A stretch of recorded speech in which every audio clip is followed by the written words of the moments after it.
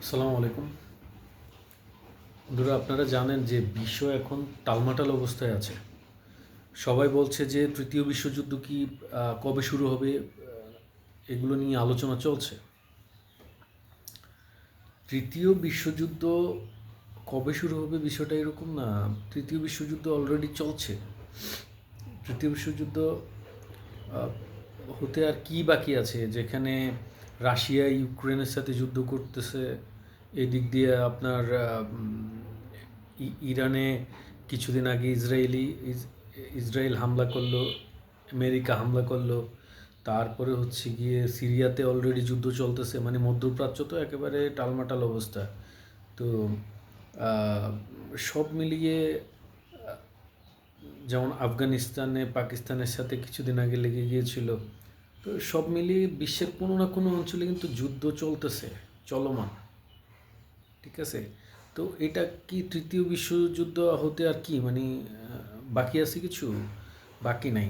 যেটা হচ্ছে এর ভয়াবহতাটা আর কত দূর গিয়ে পৌঁছাবে সেই বিষয়টা। আর তৃতীয় বিশ্বযুদ্ধ বিশেষজ্ঞগণ আগেও বলেছিলেন যে এটা অর্থনৈতিক যুদ্ধ দিয়ে শুরু হবে। তো অর্থনৈতিক যুদ্ধ অলরেডি চলমান। শুনেন, যুদ্ধ তো কয়েকটা ধাপে হয়। এক মানে অস্ত্র নিয়ে একেবারে বম্বিং করলে কারো উপরে, মানে কোনো দেশের উপরে আক্রমণ করলে, মানে এটা তো একটা যুদ্ধ, এটা ফিজিক্যাল যুদ্ধ। তারপরে যেটা আছে ইকোনমিক্যাল ওয়্যার, ঠিক আছে, যেটা অর্থনৈতিক যুদ্ধ। হ্যাঁ, তো অর্থনৈতিক যুদ্ধ কিন্তু চলতেছে। আইনস্টাইন একটা কথা বলে গিয়েছিলেন যে চতুর্থ বিশ্বযুদ্ধ হবে হাতে হাতে, মানে কারো কাছে কোনো অস্ত্র থাকবে না। তো উনি চতুর্থ বিশ্বযুদ্ধ কেন হাতে হাতে বলে গিয়েছিলেন, কোনো অস্ত্র থাকবে না কেন বলেছিলেন? কারণ আপনার তৃতীয় বিশ্বযুদ্ধ যদি শুরু হয়ে যায়, তাহলে এটা হবে হচ্ছে পারমাণবিক যুদ্ধ যেটাকে বলে। তো এই যুদ্ধ যদি লেগে যায়, আপনার শুধুমাত্র আমেরিকার হাতে যে পারমাণবিক অস্ত্র আছে সেটা দিয়ে সারা পৃথিবীকে 2-3 বার ধ্বংস করা সম্ভব। তারপরে রাশিয়া, অন্যান্য যাদের কাছে আছে, চীন, তাদের কথা বাদ দিলাম। ওকে? তো সব কিছু মিলিয়ে যখন সব কিছু শেষ হয়ে যাবে, যখন সব টেকনোলজি ধ্বংস হয়ে যাবে, তখন কি থাকবে মানুষের হাতে বেঁচে? কিছুই থাকবে না। তো তারপরে যখন চতুর্থ বিশ্বযুদ্ধ হবে, তখন মানুষ হাতে হাতে যুদ্ধ করবে, এটাই বুঝাইছে উনি আর কি। এই পারমাণবিক এবং এই যত আধুনিক এই যে অস্ত্রশস্ত্র, এগুলার যে সাইড এফেক্ট, এটার যে কার্যক্ষমতা, এবং এই যুদ্ধ লেগে গেলে এটার যে ভয়াবহতা, এটা বোঝাতে গিয়ে তখন উনি এটাই বলেছিলেন। তো এই মুহূর্তে সবথেকে লেটেস্ট ওয়ার্ল্ড যে নিউজটা, গ্লোবাল নিউজ আছে, সেটা হচ্ছে ইরানে একেবারে মানে টালমাটাল অবস্থা। যখন যখন বিরোধী যারা আছেন, যে জনগণ, কিছু জনগণ এবং কিছু তারা বলতেছেন যে বাহিরের দেশের উস্কানিতে যারা নেমে গিয়েছেন, এটা একেবারে ভয়াবহ অবস্থা। লক্ষ লক্ষ লোক। তো তখন কি করেছে, তখন খামেনি সরকারের অনুগত যারা, সেই জনগণও বিপরীত মুখ থেকে নেমে গিয়েছে। আসলে একটা অভ্যুত্থান নিয়ন্ত্রণের কয়েকটি উপায় আছে। যেমন ধরেন, মানুষ যখন রাস্তায় নেমে যায়, তার ভিতরে অনেক ক্ষোভ থাকে, তাকে 3-4 দিন সময় দিতে হয়। তার যখন ক্ষোভ নিয়ন্ত্রণে চলে আসে, তখন প্রেশার ক্রিয়েট করলে তখন এটাকে নিয়ন্ত্রণ করা সম্ভব হয়। কিন্তু ওই ক্ষোভের মধ্যে যদি আবার আগুন ঘি ঢেলে দেওয়া হয়, সে আগুনটা আরও ছড়ায় যায়। ঠিক আছে? তো তখন কিছু করতে হয় না। এজন্য খামেনি সরকার তারা বুঝে এগুলা। তারা এই জন্যে কিছুদিন সময় দিয়েছে জনগণের, যারা যারা বিভিন্ন বিষয় নিয়ে দ্বিমত ছিল, তারা যখন তাদের ক্ষোভ প্রকাশ করছিলেন, তখন তারা চুপ ছিলেন। তারপরে যখন তাদের ক্ষোভ প্রকাশ করা অলমোস্ট শেষ হয়েছে, এবং তাদের এনার্জি কিছুটা ফুরিয়ে আসছে, তখন তখন হচ্ছে সরকারের এই যে পাওয়ার, তারা এক্সারসাইজ করা শুরু করেছে। হ্যাঁ, তো দেখেন, কোনো একটা বিপ্লব হলে দেশের মধ্যে, সেই দেশের সরকারকে, মানে বিপ্লবী সরকারকে টিকিয়ে রাখতে একটা বিপ্লবী গার্ড বাহিনী লাগে। ইরানে সেটা আছে, আইআরজিসি। খুবই পাওয়ারফুল, অত্যাধুনিক অস্ত্রে সজ্জিত, এবং তাদের টেকনোলজি আছে, তাদের বুদ্ধি আছে, কীভাবে একটা নিয়ন্ত্রণ করা যায় সেটা আছে, তাদের সাহস আছে। তো ওই আইআরজিসি এখন মনে হয় এই মাঠ নিয়ন্ত্রণ করার দায়িত্বটা নিয়ে নিয়েছেন। আচ্ছা, আমরা আমাদের দেশের সংবাদ মাধ্যম গুলোতে দেখি লিড নিউজ ওরা কী করেছে। প্রথম আলোতে ঢুকি, প্রথম আলো মানে সবার অনেকের পছন্দের, অনেকের অপছন্দের, তারপরেও ঢুকি, দেখি কি বলে প্রথম আলো কী বলে। প্রথম আলো প্রথমে যে লিড নিউজটা করেছেন সেটা হচ্ছে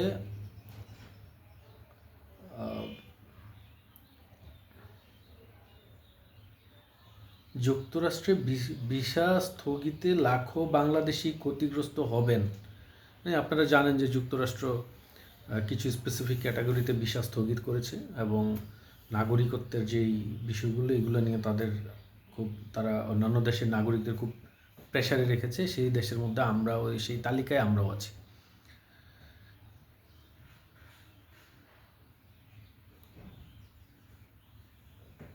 আরেকটি নিউজ যেটা আমার কাছে ইম্পর্টেন্ট মনে হচ্ছে সেটা হচ্ছে, আজ এই ছুটির দিনেও বায়ু দূষণে বিশ্বের শীর্ষে ঢাকা। মানে ঢাকা বায়ু দূষণের দিক থেকে বিশ্বের শীর্ষ একটি শহর, মানে প্রথম স্থান অধিকার করেছে আজকে। অথচ আজকে ছুটির দিন, হ্যাঁ, কেউ বের হচ্ছে না, মানে মানুষ কম বের হচ্ছে, তারপরেও মানে এই দূষণ, কলকারখানা তুলনামূলক কম চলতেছে, গাড়ির ধোঁয়া কম হচ্ছে, তারপরে এই শহরটা, তাহলে আপনি বোঝেন যে এই শহরটাতে থাকা কতটা কঠিন একটি কাজ। তো তারপরে আমরা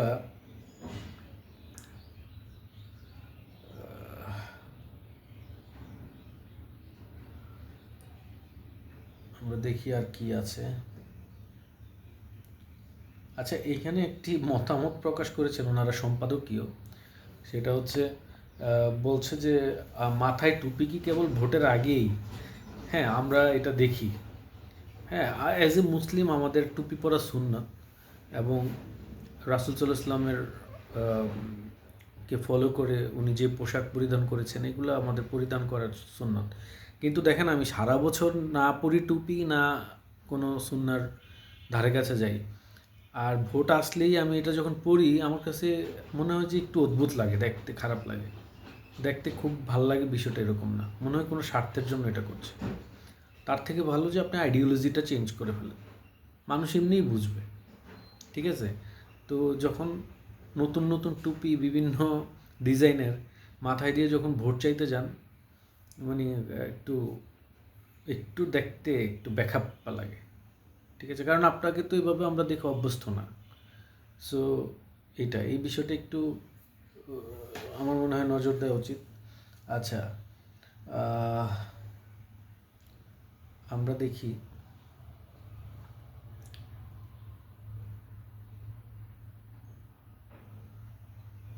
এখানে, আর আমার কাছে খুব ইম্পর্টেন্ট কোনো নিউজ এখানে আছে কি না। গ্রিনল্যান্ডের ব্যাপারে ডোনাল্ড ট্রাম্প অনড় অবস্থানে আছেন, এটা বলতেছে।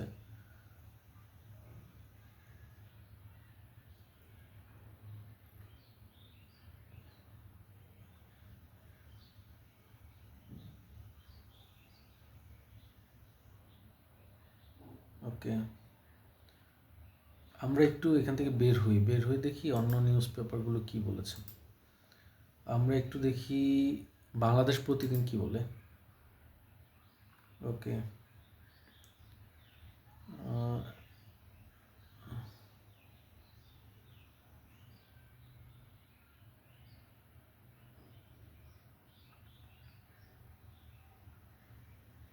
এখানে আছে এই যে থমথমে ইরান, থমথম অবস্থায় আছে, সেটাই তারা বোঝাতে যাচ্ছে। তো না, সরকারের কন্ট্রোলে চলে আসবে আমার যেটা মনে হয়, এবং ইরান অত সোজা না ভাই, ওরা মেরুদণ্ড সোজা করে একেবারে মাথা উঁচু করেই দাঁড়িয়ে থাকবে, ওরা ভাঙবে কিন্তু মচকাবে না।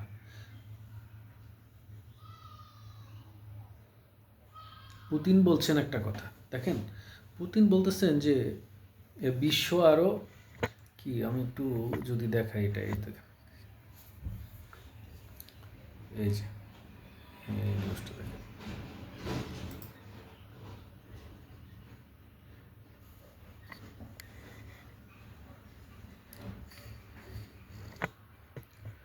পুতিন বলতেছেন বিশ্ব আরও বিপজ্জনক হয়ে উঠছে। দেখেন, উনি বলে এই কথা, ঠিক আছে, ওনার মুখে কি এই কথা মানায়? হ্যাঁ, উনি অনেক ভালো কাজ নিশ্চয়ই করেছেন। পাশাপাশি উনি ইউক্রেনে একটা সার্বভৌম দেশে আক্রমণ করেছেন, ঠিক আছে। তো এই কথা কি ওনার মুখে মানায় যে বিশ্ব আরও বিপজ্জনক হয়েছে? বিপজ্জনক তো ভাই আপনারাই করতেছেন। হ্যাঁ, এই যে ইউক্রেনে হামলাটা চালানোর পরে কি হলো, ওই দিক দিয়ে আমেরিকা কী করলো, একটা সার্বভৌম দেশের প্রেসিডেন্টকে তুলে নিয়ে চলে গেল, ঠিক আছে। চীন ওই দিক দিয়ে তাইওয়ানে কী করে আল্লাহই জানে, ঠিক আছে, কখন। এরপরে এই দিক দিয়ে আমরা আছি, আমাদেরকে কে কখন কী করে ফেলে আমরা আল্লাহ নোজ। সো এই বিশ্ব বিপজ্জনক কে করেছে?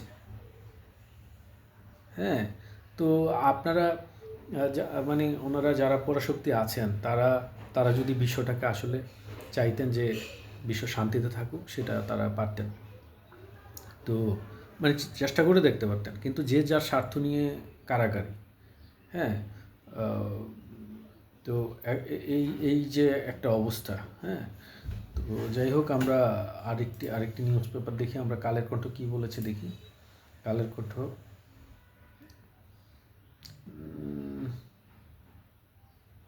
কালের কণ্ঠ লিড নিউজ করেছে ওই মসুরির ডাল দাম বেড়েছে। তো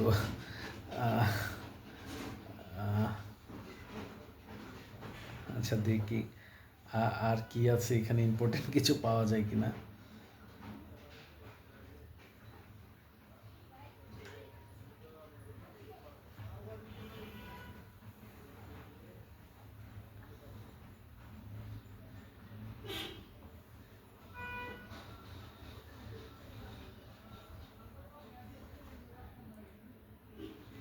ওকে, এখানে আমার কাছে খুব একটা কিছু মনে হলো না। এইদিকে নয়া দিগন্ত দেখি, নয়া দিগন্ত কী বলেছে, নয়া দিগন্ততে কী নিউজ আছে।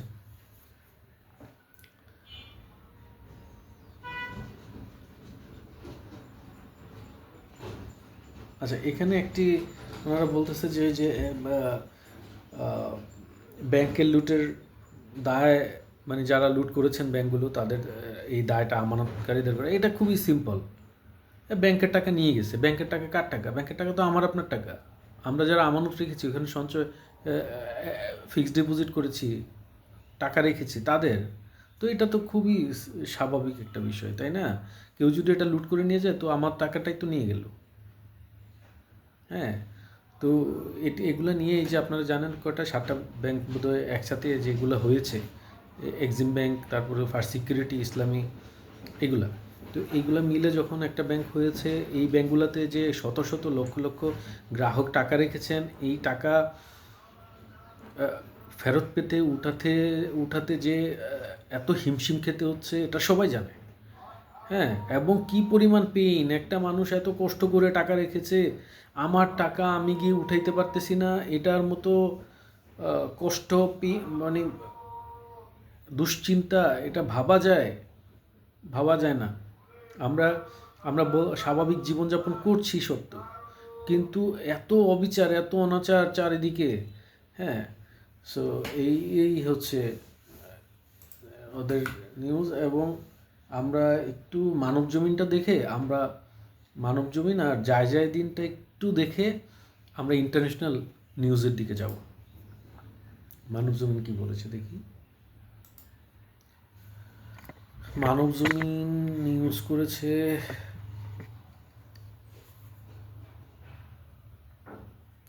বিক্ষোভ দমনে ইরানের বিরুদ্ধে ব্যাপক নিষেধাজ্ঞা যুক্তরাষ্ট্রের। খুবই স্বাভাবিক বিষয়, ওরা নিষেধাজ্ঞা দিবে। নিষেধাজ্ঞা তো এমনিতেই হাজার হাজার নিষেধাজ্ঞা দিয়ে রাখছে, আরও হয়তো কিছু বাড়িয়েছে, এই আর কি। শঙ্কামুক্ত হয়নি ইরান, মধ্যপ্রাচ্য অভিমুখী মার্কিন রণতরী। মানে সুযোগ পাইলে যদি একটু আক্রমণ করা যায়, সেটা হয়তো হাতছাড়া করবে না।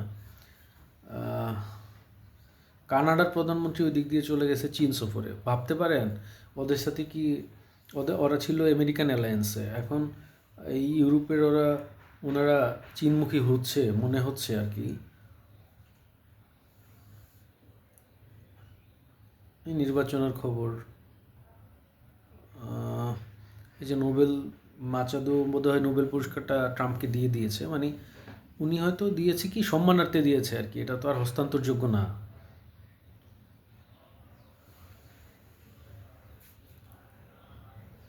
আচ্ছা, দেখি আর একটা পড়বো, যায় দিন, দেখি যায় দিনে কি বলছে। আসন সমঝোতা, জাঁকজমক আয়োজনে আইসিএমবির 25তম সমাবর্তন, যে 179 আসন লড়বে সেগুলো হলো।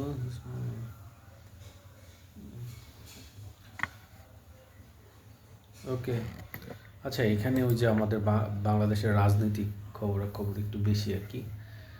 ঠিক আছে, আমরা একটু চলে যাব হচ্ছে, আমরা যদি যেতে চাই যে কোথায় যাওয়া উচিত, আমরা একটু আল জাজিরাটা দেখে আসি।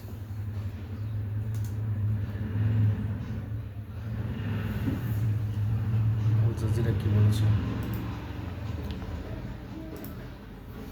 আল জাজিরা ব্রেকিংয়ে কি বলেছে। আল জাজিরা বলেছে, ইউএসএ's all options on the table if Iran protest killing continue. Okay,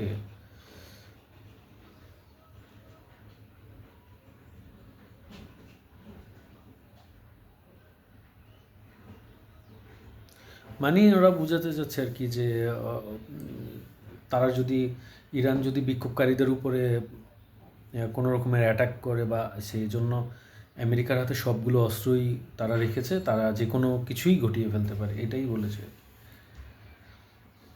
UN Security Council holds emergency meeting on deadly protest in Iran. Oh my god. আচ্ছা, জাতিসংঘের নিরাপত্তা পরিষদ খুব জরুরি মিটিং ডেকেছে। ওকে, Trump welcome Venezuela's Maria Corina Machado in close to meeting. Okay, মাচাদোর সাথে খুব ক্লোজ একটা মিটিং করবেন। ওকে, সো কিছু শব্দ আসতেছে বাহিরে, হকাররা কি যেন সেল করতেছেন। Sorry for the নয়েজিং।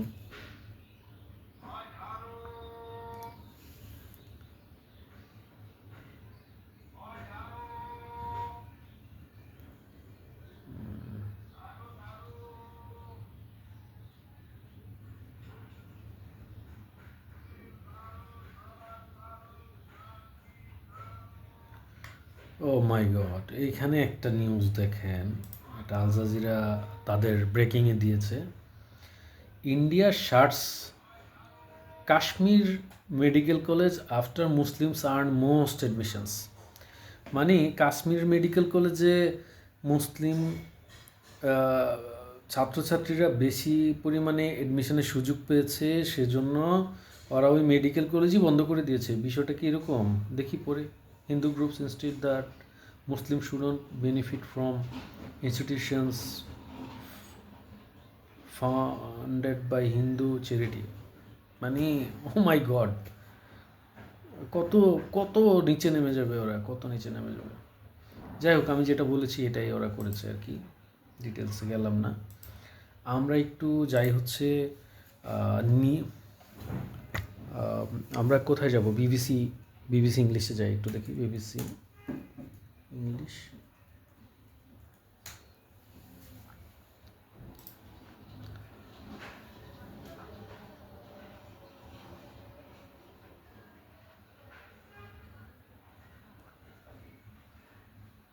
হ্যাঁ, ওই যে কানাডার পিএম শি জিনপিং এর সাথে দেখা করেছেন, মিট করছেন, এটা এই বিষয়টা ওনারা লিড নিউজ করেছেন।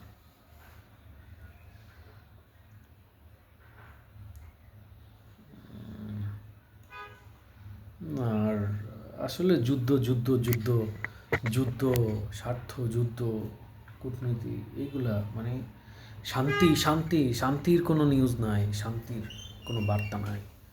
হ্যাঁ, শান্তির কোনো বার্তা এই দুনিয়াতে নাই, এই কোনো নিউজ পেপারে নাই। সব শুধু যুদ্ধ, ওইখানে ওয়ার, এইখানে ওয়ার, ওইখানে অস্ত্র, ওইখানে যুদ্ধ বিমান উঠতেছে, ওই প্রধানমন্ত্রীর সাথে দেখা করছে। ভাই এইগুলোই নিউজ। সাধারণ মানুষদের, তারা বিশ্ব কীভাবে ভালো থাকবে, পরিবেশ প্রকৃতি কীভাবে ভালো থাকবে, কোনো নিউজ নাই। হ্যাঁ, তো আমরা আমরা তারপরেও হতাশ হই না, আমরা আশা করছি বিশ্বে একদিন শান্তি প্রতিষ্ঠিত হবে, এবং শান্তি প্রতিষ্ঠিত হবে, আর সবাই সেই স্বার্থ নিয়েই কাজ করবেন। সবাই নিজ নিজ স্বার্থ না দেখে বিশ্ব শান্তি প্রতিষ্ঠায় কাজ করবেন। আশা করছি জাতিসংঘ বা অন্যান্য সংস্থা আরও বেশি পাওয়ার এক্সারসাইজ করবেন, আরও বেশি পাওয়ারফুল হবেন। আর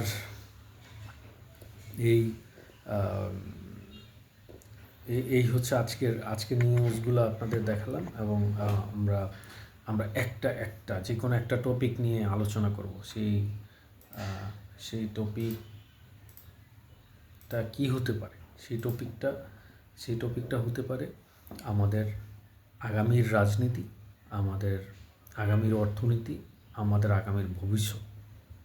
কোন দিকে যাচ্ছি আমরা কোন দিকে যাচ্ছি সেটা মোস্ট ইম্পর্ট্যান্ট। যেখানে আমাদের এই ছোট একটি ভূখণ্ড এবং এর চারিদিকে যেখানে একটি বড় পরাশক্তি আমাদের ঘিরে রেখেছে, এবং এর পাশের যে আরেকটি পরাশক্তি যারা আবার তাদের শত্রু, এর পাশে আরেকটি পরাশক্তি, এবং 3টা দেশ, পরমাণু শক্তিধর দেশ, তারা একে অপরের শত্রু।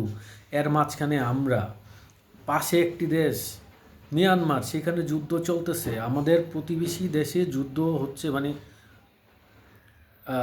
গৃহযুদ্ধ হচ্ছে, অভ্যন্তরীণ গৃহযুদ্ধ।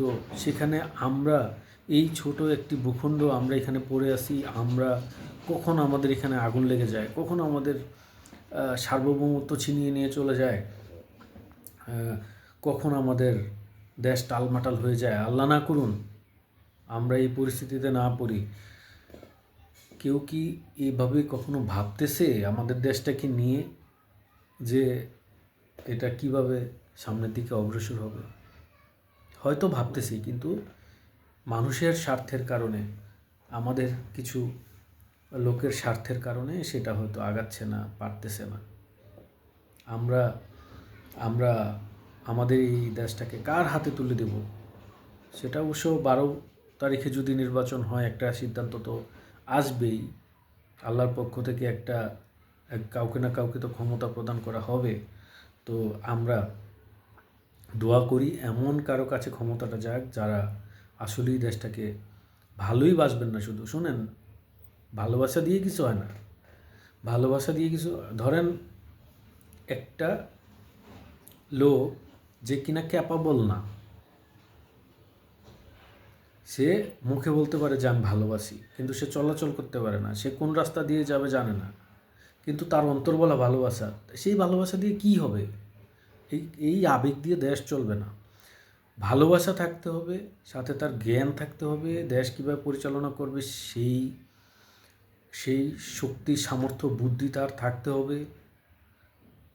তবেই না দেশ এগিয়ে যাবে। সব কিছুর একটা মিক্সিং থাকতে হবে।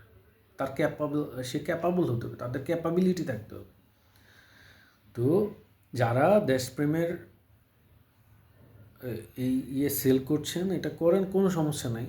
দেশপ্রেম সেল করবেন, যাদের দেশপ্রেম আছে, সাথে সাথে এটাও সেল করেন যে আমাদের দেশপ্রেমের সাথে সাথে আমাদের এই মেধাটা আছে, আমরা এই জায়গায় এইভাবে